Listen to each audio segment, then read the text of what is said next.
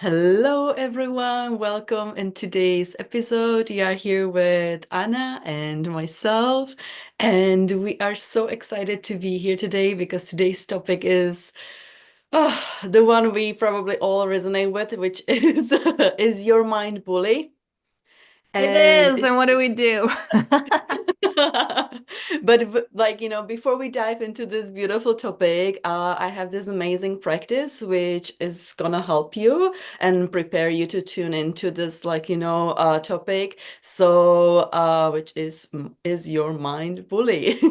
So, first of all, I would love for you to just find a comfortable, seat where you are and it will be a little bit of stretching and like movement, and tuning into your body, but it won't be really as much grounding, but it will still bring you into your body. So as you can see, Anna is already stretching her head. So please feel free to just stretch your head, looking up, receiving and also releasing. So looking up and down, you can even move your hands by actually shaking your hands and just like releasing whatever And needs to also be the arms, because releasing. it's I'm so like, different. We do it with the hands, but it's also very different with the arms when you actually, because we're kind of used to doing this. Like, it's like, oh, okay, she got yes, me her hands.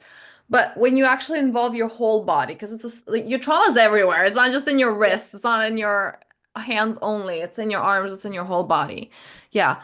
And if and those of you are called, if I don't have enough space right now, you do. I think you're also sitting at a desk. So it's like, if you can yeah. get up actually and do that, that would be amazing. Exactly. That was just what Yeah. I wanted to say. I was like, just shake it out the Yeah. whole day, get it out and jump maybe three, four times up and Yeah. just, let it go. Yeah. Yes.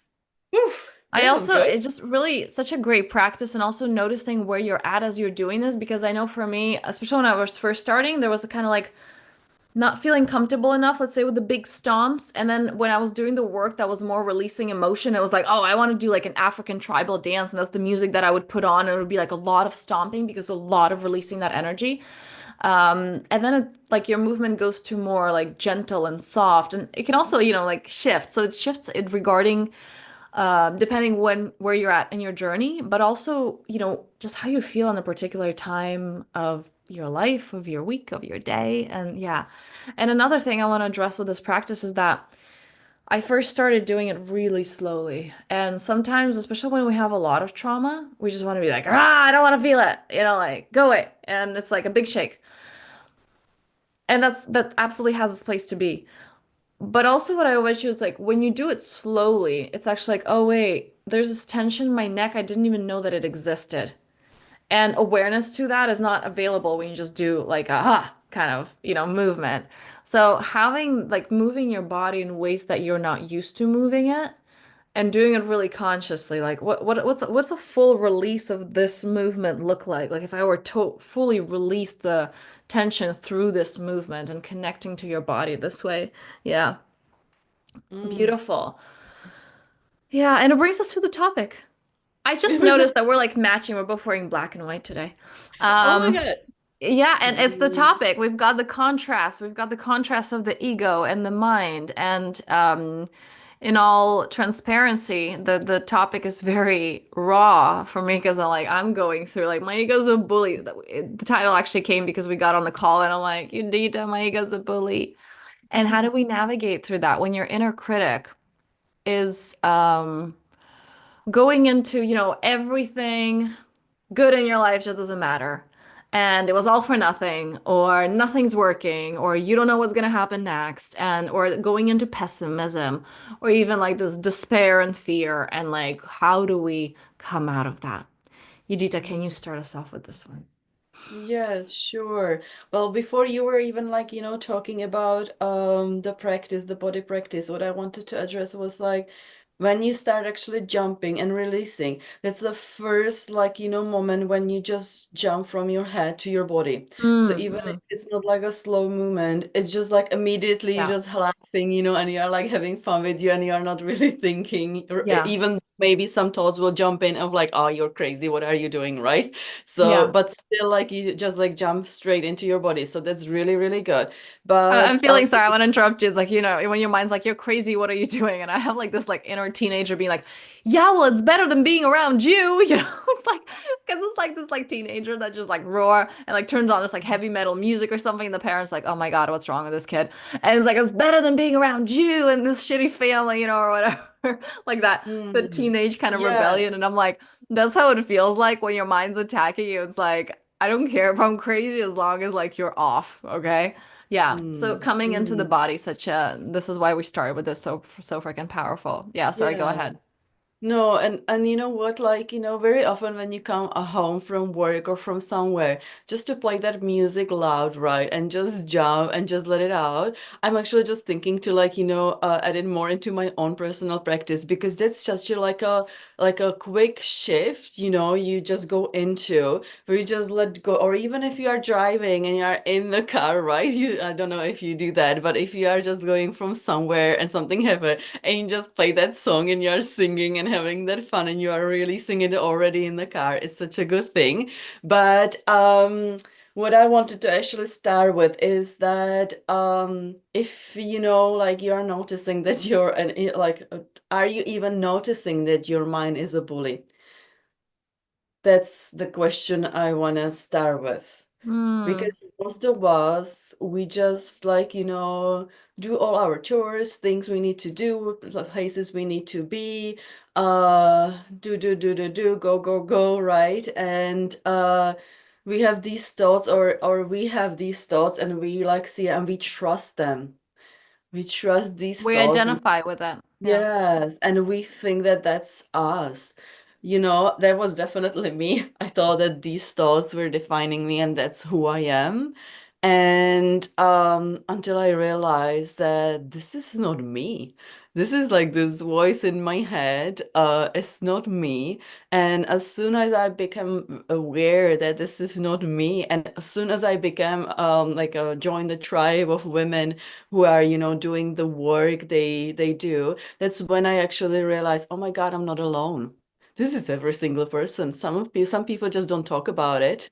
They are not I love aware that. What of you're it. basically saying is like I love the evolution. I was just talking to someone about this. I'm like, I love the evolution of like psychiatry. Because like a lot of things like you would get locked up. It's like, oh yeah, I just hear different voices in my head. It's like that's normal nowadays. And like, psychology encourages it. It's like, yes, have these dialogues and there are different aspects of you.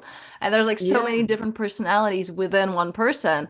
And it's not like, oh no, you're supposed to have this image. It's like it's normal and actually get curious about the different personalities and personas.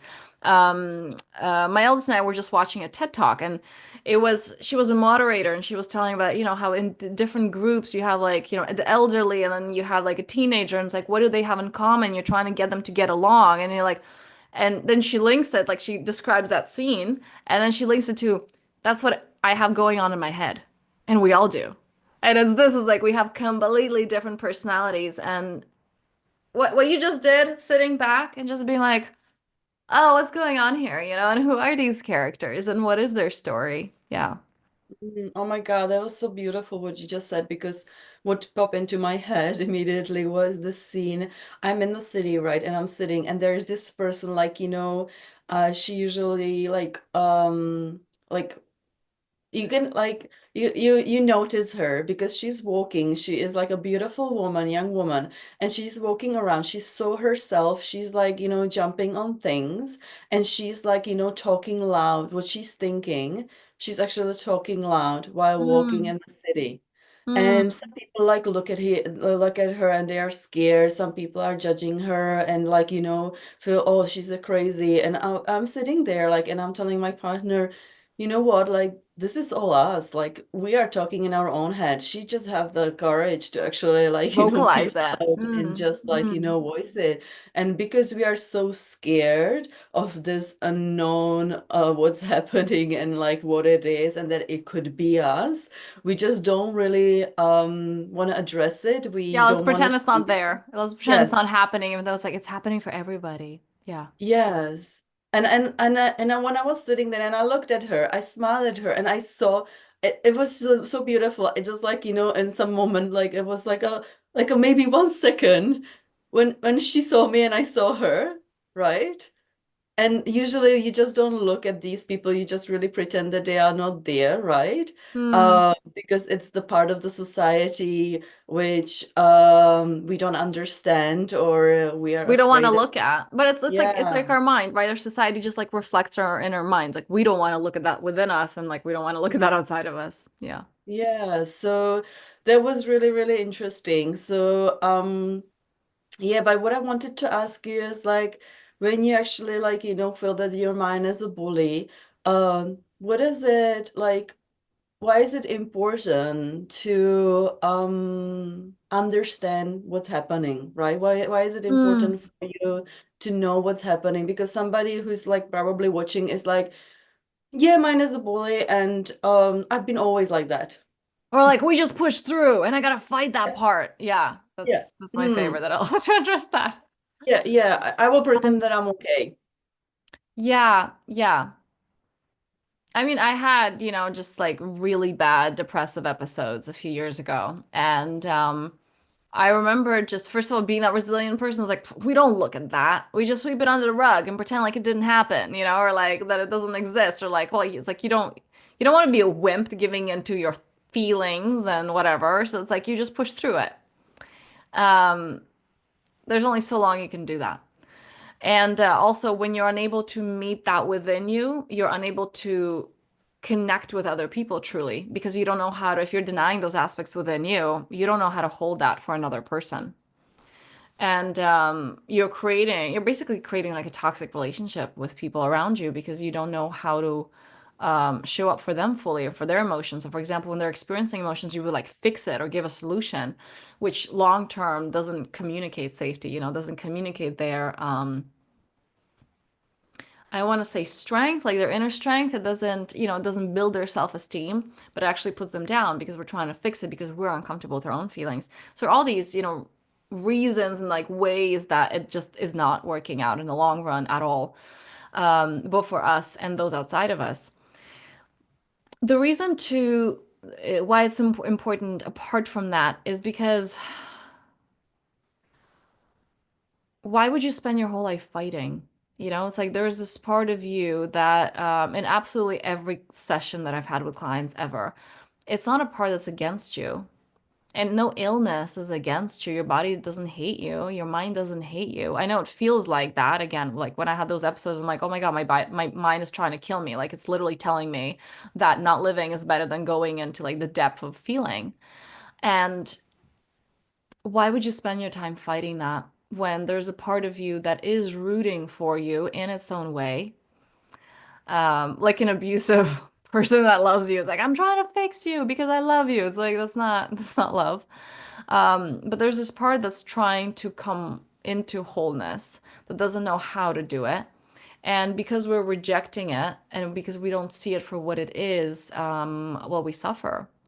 So the reason that it's so important to create that space and that distinction is for you and for those around you and just also for wholeness. Like that's what life is. It's not supposed to be broken. You're there to come into wholeness, to experience that wholeness. And your mind, your inner critic is part of it. It's really like the inner critic is just a scared inner child. And you wouldn't attack a 3-year-old. You would say, sweetheart, what's wrong? And how can I be there for you? But that takes at the beginning you're saying this to like a scary dragon, it's like, sweetheart, here's a hug, and because that's how we see those, like what today I was like, my ego's a bully, like it is beating me up, and all these thoughts that I know are not true. um but yeah, but they can seem really true, and this is why it's important to like stretch that muscle when it's easy, because we try to have a fire drill in the middle of a fire, right? And we don't know what to do. And it's so important to have that love and self-compassion and sit with the emotions before they turn into a volcano. So that when you have those episodes of like, okay, it's a volcano or something, like something bad happened, or a death or a loss or like some kind of death or either your identity or outside of you in some way, a move that can also be like a death of a past location or whatever, so that you know how to hold that so you don't get gobbled up by it. Yeah. Mm, it What, was what so what's coming up for beautiful. you? Um, what it was coming up for me was actually a compassion. It was Mm. like I remember when I had these thoughts, like these bully thoughts. I remember it was like when I moved to New Zealand, I remember sitting on the bus and driving to work, seeing the almost like I thought I'm seeing the same pictures and same situation. I felt like, oh my God, this is like my life. Like, what if I'm not here? Ooh. Mm. Oh, I love that. I love that. That's what you're saying right now. So many people have that. It's just like, oh, I'm just in the same place. And that's how the ego gets you. It's like, nothing's changing. And I was like, I'm just not going anywhere. And I'm like stuck. Mm, Yeah. that's exactly how I felt. And I felt, oh, and as another day to survive, right? In this weird survival mode. And having these thoughts, and I I I felt I felt like I can't even express them, and I felt like I was basically judging myself like in that moment while actually having these thoughts and looking at it, and I was feeling like there's something wrong with me, that I'm broken and I need to be fixed, right?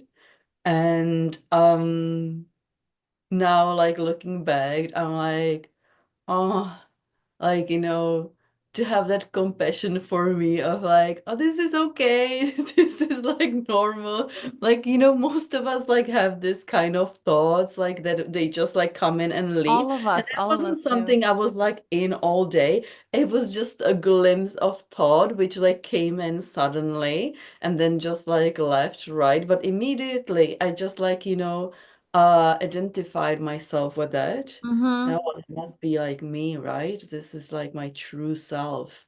I believe That's like I this. want to so emphasize this because some people are like, oh, if I'm having those thoughts, I'm not there or whatever. Or like I haven't done enough work on myself. And it's not, you don't enlighten yourself out of it. It's like it's there. You just come into the right relationship with it. You don't freak out when that happens. You don't freak out, or you don't identify, you don't buy into those thoughts, but they're there. And you can catch them early on. That's the beauty of it. Like when you practice this, you can catch them early on to turn them around, but you're not fighting it. Um, Hold on, you said something so profound. Healing, I remember. Uh, I was so triggered by the word healer and healing because I was like, I'm not sick, I'm not broken. And that's the funny thing is that we get triggered by that, which we are. And it's like, so in those times when I was like, I'm not broken, and like, nobody is healing. Like, I remember like seeing these like profiles like healer. I'm like, no, you don't need to fix people. And it was really, it's like we get triggered by that because I felt like I needed fixing. And I felt like I didn't want to admit the brokenness that I felt. And, you know, that's the beauty of that. Like when you're over it when you don't have the trigger anymore and like you have the humility to be like, yep, sure, broken, don't care. Like not in the sense that like, okay, that's just who I am. It's just like, yeah, it comes and goes. You know? It's like it is an aspect of me. It's like often what I do with clients, like, you have to embrace your victim, the victim you. It's like, can you love the you that's down on its knees that doesn't know what to do? Or can you just love the you that's thriving? Because you're in trouble if it's just that one. And so it's like when you can love both, that's wholeness because you've embraced both sides of the spectrum. And, it's like you don't get triggered by that anymore. It's like, oh, like, I'm broken or I need healing. It's like, yeah, I do. We all do. Like there's still next level of wholeness, but then you have the humility that it doesn't actually mean anything about you, doesn't define you because you're connected to a deeper presence. Yeah. What was actually coming out when you were talking about it was somebody's like, oh, but I can do it on my own, right? I can just like, go through that on my own and figure it out if if there's nothing like, wrong with me. And it's not that I'm saying that there's something wrong with you, but from my own experience, from probably Anna's own experience and other people which are around me, like my life totally changed when I actually had someone to guide me through it. Because as you said, it's not that all these thoughts disappear completely, but they reduce their like, appearance, reduce like their their presence is reduced like tremendously. I can't even explain how big shift it is. Yeah. And that's the thing, is And like you don't know that that's possible before you've experienced, you don't know that's possible. You're like, oh yeah, that's just life. That's how people live. It's like, that's not how people live. That's how you live. And it's a sad yeah. realization. And that's actually what I struggled with so long on my journey, because so much of it was forgiving myself that I was choosing that. Because when you're in Mm, it, you don't realize that you're choosing it. And then when I was mm, coming out of it and like seeing like, oh my God, it's possible, my ego was getting so triggered. Like, I don't want to go there, because for me to go there, I have to admit that this was a choice and that's not how people live. And that something better is actually possible for me. And that was heartbreaking. And I definitely had teachers guide me through that. And it's like, yeah, it's like what you were saying. It's like, I mean, you can do it on your own, but it's gonna take you a lot longer. And it's yeah. And very, if I was like, no, I'm like, if somebody told me do it now, and I would be oh like, yeah. I so wished I did it like early, but now I understand that everything was like, happening at Yeah. the right time. But like I remember like choosing when you said like choosing me of coming Mm, out of that like oh something it will figure out itself on its own mm. or I don't need this Like, or no, it whatever. won't. But then choosing me Mm. of saying yes, I want to do the work was so empowering. I can't even explain that feeling, how it felt. Like And it that's the thing, was like you're choosing ultimately a version of you that doesn't like that you haven't met yet. But it's yes. like you can feel it and you're like saying yes to that person that ha doesn't exactly exist yet. Well, like it does because you can feel Yeah. it. But it's like, but Yes. you don't know tangibly that this person can have that. Yeah. And then it's like having a baby, little tiny baby you're just nourishing, right, and holding. And oh my God, oh, It's like I know you're beautiful. real, and then you're actually coming Yeah. into yeah. I also had because I was like a lone wolf for a long time, and I totally just reading all these teachings afterward because I had like my spiritual shift first, and then kind of like adapting that to my mind. And I was reading, some books and I was just like, no, you don't need a guru. Like, you don't need a teacher. And like, because a lot of these practices are like, well, they're passed on kind of from someone who's already walked the path. And, the good old when the student is ready, the teacher appears. And I'm like, you don't need teachers. Like, no, that's something you should be able to figure out on your own. And that, awakenings happen on your own.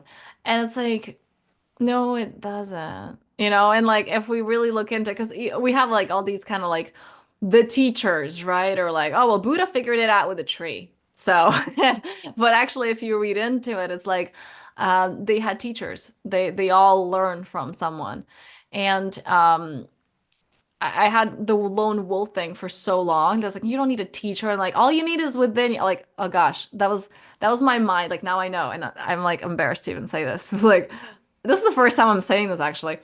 My mind would totally go into like, you don't need a teacher, and was using this, the typical all you need is inside as a bypass to just like not feeling the shame of I don't know. Because I remember like even when I started working with my teachers was like I was going to calls with this like yeah, what you like I know it all, because I was so ashamed of not knowing. Or I was so like I said, it was like that, if I need healing, I'm just like, I'm not broken. I'm actually very broken.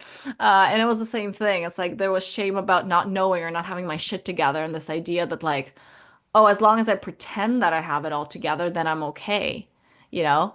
And now it's like, you and I both know that like actually when you let go and you stop pretending, you're like, I'm not okay. Like in every given moment, I'm okay and not okay at the same time. And when you can come into being okay with that, and I feel like I'm again saying the same thing with like embracing the one that's on top of its game and the one that's completely on its knees. Yeah. The victim and the victor. Yeah. Mm.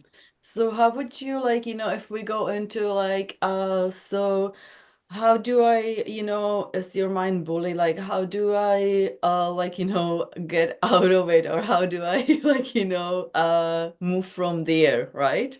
I know now, like, I'm aware that my mind is a bully. It's like, okay, yeah. So what would you say that is like a next step? That's hilarious because we were kind of talking about it's like, like in emotions, like, how do you know that you're in an abusive relationship? And it's like, because you have a mind, like you're an abusive, and that's actually what I said to a client recently. They were like, "Whoa, that like hit hard." When they were talking about like something at work, and I'm like, "Yeah, but that's like the abusive language is not out there. It's actually in here. You've had it with you for the last 40 years." And they were like, "Whoa." Right? Understanding what it is like the abusive relationship you've had is the one with yourself. And part of this is like what I said.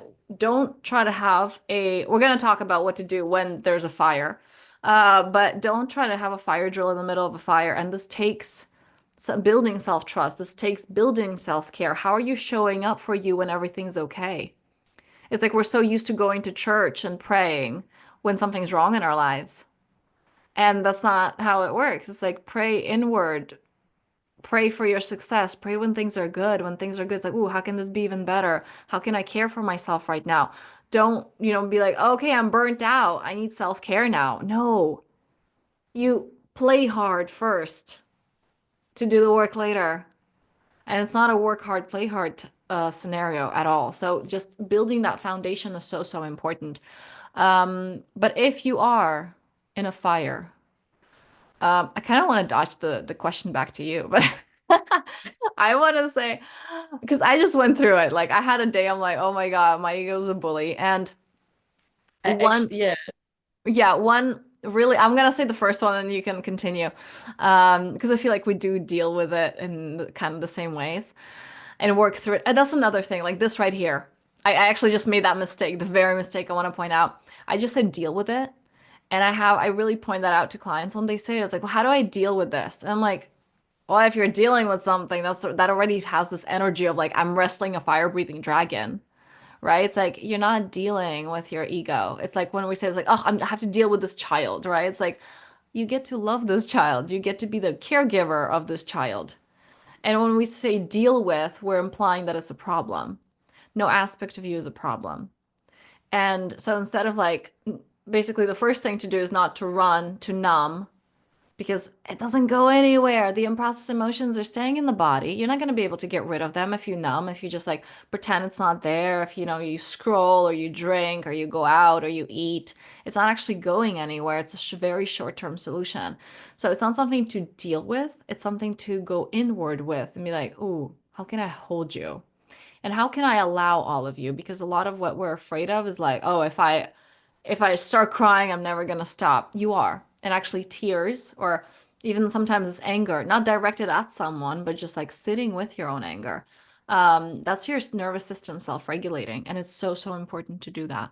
So I would say that's the first step. How about you take it over from here? yeah. I don't want to really our like viewers to overwhelm them, so I probably just like give one, One more. um, Yeah.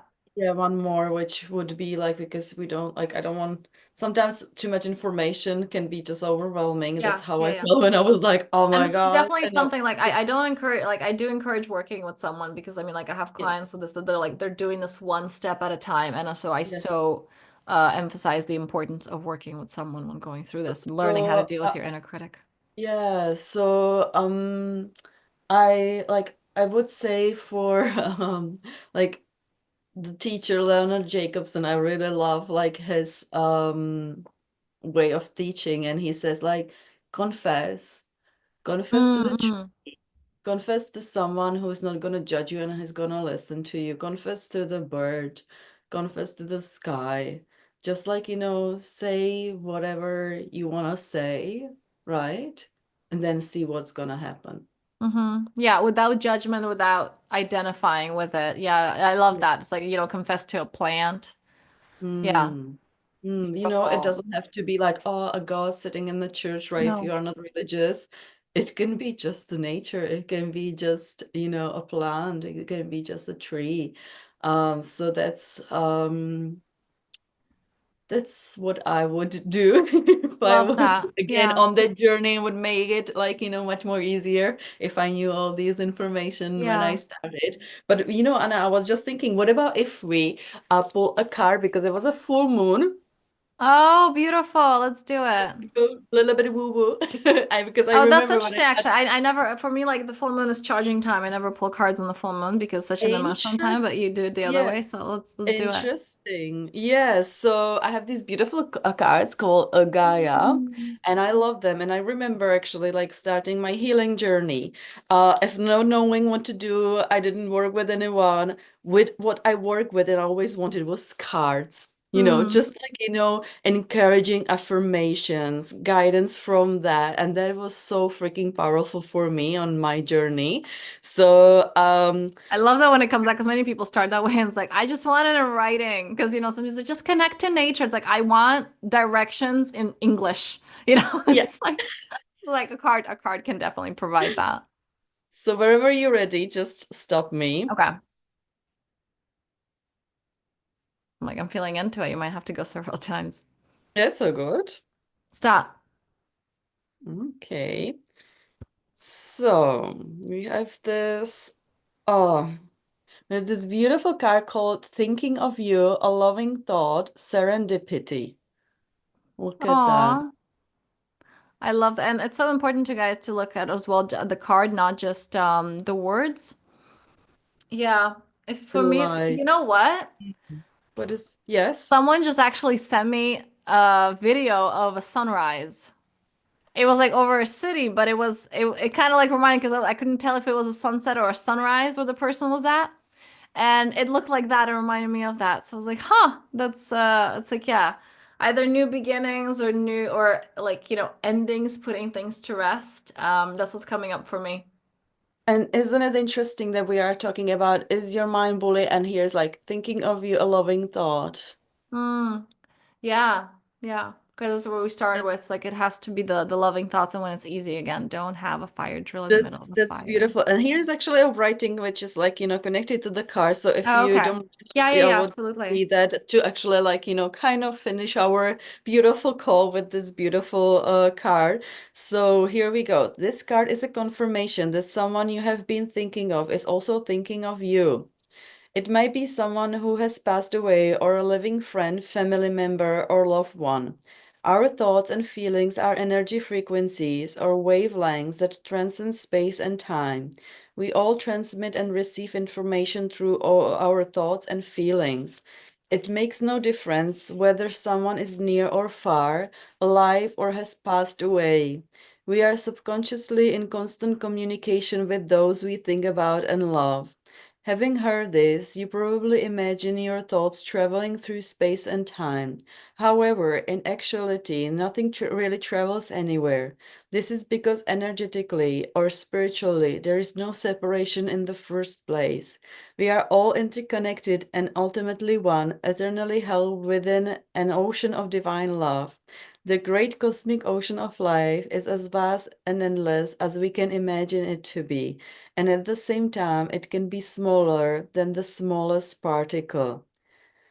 And there is an affirmation which is also like really beautiful, and it is all I love lives forever in my heart. I am one with all humanity. I am one Mm, with all creation. I am in constant communion with everyone. Times and space are real only when I believe they are. mm. Hmm. I love that. It opens windows to other Oh, yeah. other possibilities. Mm. Beautiful. Thank you. And thank you guys for watching. And those that want to go deeper, Nidita, I believe you have new spaces, I think, for the one-on-one from the beginning of the year. And Yeah. so if you guys, if this speaks to you, if you want to dive deeper with this, if your mind's being a bully, Judita and I are both offering one-on-one support with this. So you can reach out, check out the description below. And also, I also wanted to say that we have a beautiful program coming up Mm, in January, mm-hmm, which is called Confident, Connected Woman. So if you feel drawn to this work, if you are here to say yes to you, please reach out because this will be such a powerful work. It will be with both of us. We can give you more information mm. about that, and we would love to have you. Hmm. Thank you so much, and we wish you an amazing, amazing end of the year. Much love. Thank you.